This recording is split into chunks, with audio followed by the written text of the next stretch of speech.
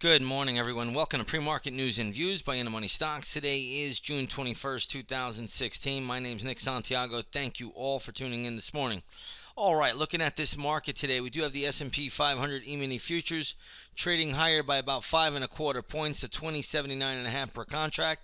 You're going to see that the futures were much higher a little while ago, so we have faded probably about 4 or 5 points here from the highs just in the past hour. So again, futures have faded a little bit, but they're still higher by about 5.5 points, and that's still a decent pop considering yesterday's gain. So all in all, markets are still holding up and are rebounding, and we'll see how we play out this morning. Now, it's all about the Brexit. That seems to be the talk of the town. Will England leave the EU? And again, the polls are still saying that the remain in the EU vote is still the leader. So we'll see how this plays out, and we'll see where it goes. But overall, today we do have the Janet Yellen semi-annual Humphrey Hawkins testimony.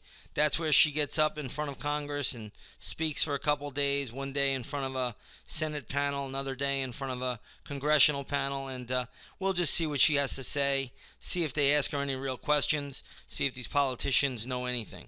All right, next up, we want to look at some stocks in the news today. Let's take a look at KMX. They're going to be first on my watch here. This is CarMax. Stock closed at $50.63. Company came out with earnings. Looks like they sold off pretty sharply, down to $48. Now rebounding up to $49, but all in all, still under some pressure. I happen to think that we do have some support down here around the $48.50 level. If we do take out these lows from the pre-market, then watch this stock. It can go all the way down to $42.60. That is my next major support level, so keep that on the radar. That can be bought. $42.60 can be a buy area. Next up, we have LNER Corp, and LNER is a leading home builder. You're going to see that the stock right now is trading at $48.19 a share, closed at $46.66 a share. So that's a pretty good pop up. I did some work this morning ahead of the opening bell, and a level that I get if it gets there would be around $50.40, maybe $50.50. That would be an area where I would be looking to sell LNER. So I'd be looking for a topping signal around that area. So if you own the stock right now, trail your stop loss. But when this gets to around $50.40, I would be looking to jump ship. So just keep that on the radar. Again, you could trail your stop as long as you want. That's always the best way to play it. But again, around 50-40, 50-50, this stock should be done. All right, let's take a look at GWPH. GWPH. What you're going to see here is GW Pharmaceuticals. Stock closed yesterday at $88.42. It is now trading at $92. I'm not sure of the news here. I did not look at that, but this is a pretty good pop this morning. Stock still looks decent on the charts. So if you own it, trail your stop loss. If you don't own it, a little bit tough to pick it up here. But nonetheless, we'll watch for pattern. Again, this is a very light volume name. Rarely does it trade 1 million shares a day. On average, I'm going to say it trades around 400,000. So when you see a stock like this, it can go higher than most people expect or think. Next on our radar here is going to be Budweiser InBev. BUD is the ticker symbol. I did see the news on this earlier. I forget exactly what it was. But again, the stock is trading at $128.72. Closed at $126.45. This one might be an upgrade. So again, nice little pop there. Resistance is going to be around $131.50 if it gets there. So again, trail your stop on this one. Not too much we want to do with it, but we'll see how that plays out. Let's take a look at WERN, which is Werner. And what you're going to see here is this is selling off pretty sharply. The stock closed at $24.68, now trading at $22.17. The one thing the company did was warn on their Q2 earnings. So again, pretty good little sell-off here. And this is a stock you got to be a little bit careful. I don't really think this goes much below 21, but if it does, you could go all the way down to around 1975, which would be the next important support level. So be a little cautious with this.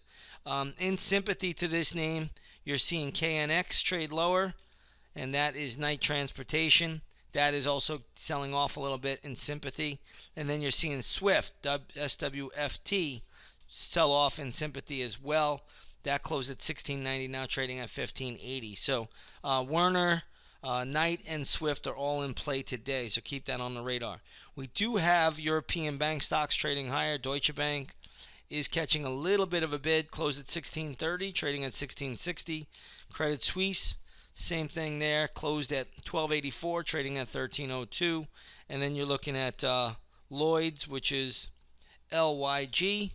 That is also trading up a little bit, closed at 412, now trading at 418. So European bank stocks are holding stable. That seems to be one of the leading indicators that you want to follow. If the European bank stocks start to fade or sell off, that usually tells the market there's problems ahead. So again, use that as a good leading indicator. We do have the gold market down today by about 15 points. Right now, gold futures trading around $12.77 an ounce. If you take a look at the GLD this morning, what you'll see here is that's trading at around 121.72, closed at 123.21 yesterday. So that is reflecting the sell-off in gold. Gold mining stocks also coming under some pressure. This morning, GDX closed at 25.64, now trading at 25.11. So gold under a little bit of pressure. Crude oil is also under pressure. Crude oil is down about 95 cents this morning. If you take a look at the USO, you'll see that that is trading at 11.72, closed at 11.91. This is a good oil ETF.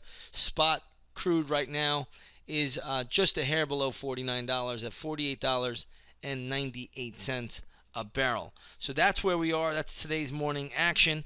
Again, we had a decent day yesterday in the intraday stock chat room. If you want to come alongside of us and trade with us, come on over. Take a 7-day free trial to the intraday stock chat. You'll see everything that we're doing in there. As volatility picks up, more and more trades are in the chat room. So again, we get volatility, or we get any kind of heightened volatility, we usually get lots of trading action. And it's been a great 2016, and we're going to look to keep that going today. So come on over, take that 7-day free trial to the intraday stock chat, and you could trade right alongside of us. With that being said, everybody, I'm going to leave it here short and sweet. I want to wish you all a great trading day, and we'll see you on the charts.